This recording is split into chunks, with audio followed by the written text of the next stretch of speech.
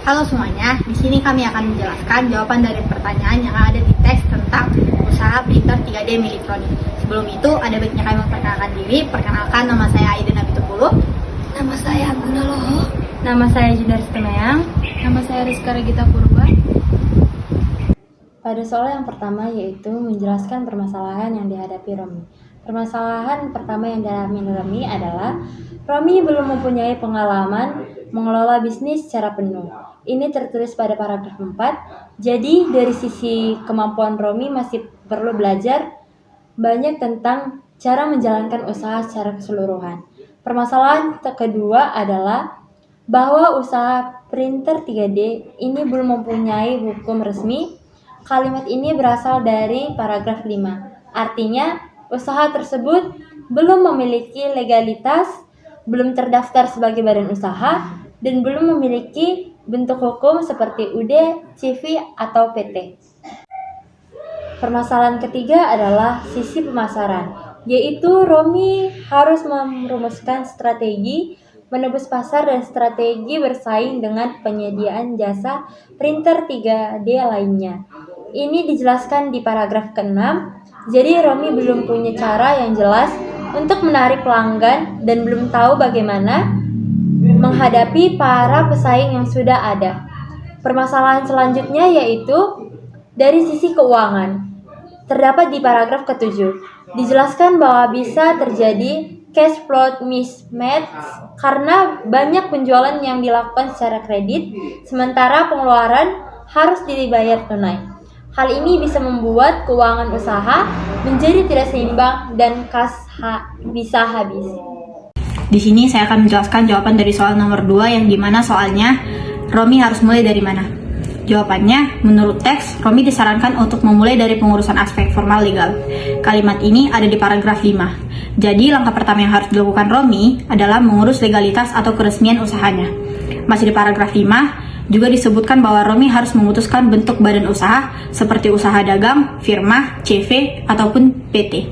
Jadi, sebelum melangkah ke hal lain, Romi harus menentukan dasar bentuk usahanya terlebih dahulu. Setelah urusan legalitas selesai, pada paragraf 6 dijelaskan bahwa Romi perlu merumuskan strategi menembus pasar dan strategi bersaing. Hal ini supaya usaha printer 3D yang dikelolanya dapat mendapatkan pelanggan dan mampu bertahan dalam persaingan. Dan sesuai yang tertulis pada paragraf 7, Romi juga harus mengelola keuangan terutama arus kas atau cash flow. Karena kalau cash flow tidak teratur dengan baik, usaha bisa mengalami masalah meskipun mendapat banyak order. Baiklah, di sini saya akan memberikan kesimpulan tentang usaha dagang printer 3D Roni. Kesimpulannya adalah Roni menghadapi beberapa masalah penting dalam usaha startup printer 3D tersebut. Ia belum memiliki pengalaman sebagai manajerial, usaha belum memiliki bentuk hukum resmi, belum ada strategi pemasaran yang jelas, dan usaha memiliki risiko cash flow mismatch karena penjualan banyak dilakukan secara kredit. Untuk mengatasi hal ini, Romi harus mulai pekerjaannya dari pengurusan aspek formal atau legal usaha. Kemudian, menentukan badan usaha yang paling tepat. Selain itu, Romi perlu merumuskan strategi pemasaran dan strategi bersaing, serta fokus mengelola keuangan, terutama arus cash atau cash flow, agar usaha dapat berjalan dengan stabil.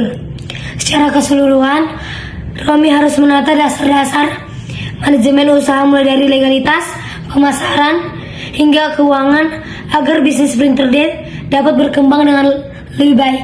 Terima kasih. Jadi teman-teman, penutup video ini penjelasan kami tentang permasalahan yang dihadapi Romi dan langkah apa yang harus dia lakukan. Semua jawaban kami ambil dari paragraf-paragraf yang ada di teks supaya sesuai dengan tugas. Intinya, Romi punya masalah pengalaman, legalitas, pemasaran, dan keuangan. Dan dia harus mulai dari mengurus legalitas usaha, memilih bentuk badan usaha, menyusun strategi pemasaran, dan mengatur cash flow. Semoga penjelasan ini jelas dan membantu kalian. Terima kasih telah menonton.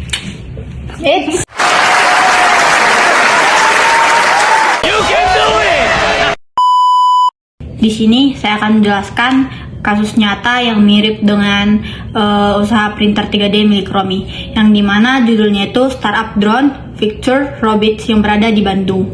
Pendirinya ini adalah 4 siswa Teknik Elektro dan Informatika ITB yang berlokasi di Bandung.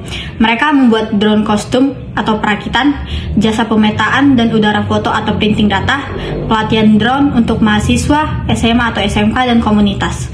Masalah yang mirip dengan kasus 3D printing ini yaitu drone masih dianggap mahal dan tidak semua orang paham manfaatnya. Mereka harus memberikan edukasi ke sekolah, perakitan membutuhkan teknis tinggi, mereka membutuhkan tambahan tenaga manajerial, menghadapi class flow mismatch karena banyak proyek dibayar setelah 1-2 bulan.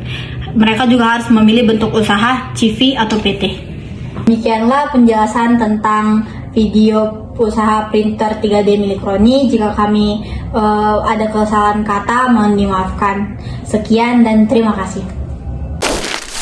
Sahabatnya sudah, acuh tadi.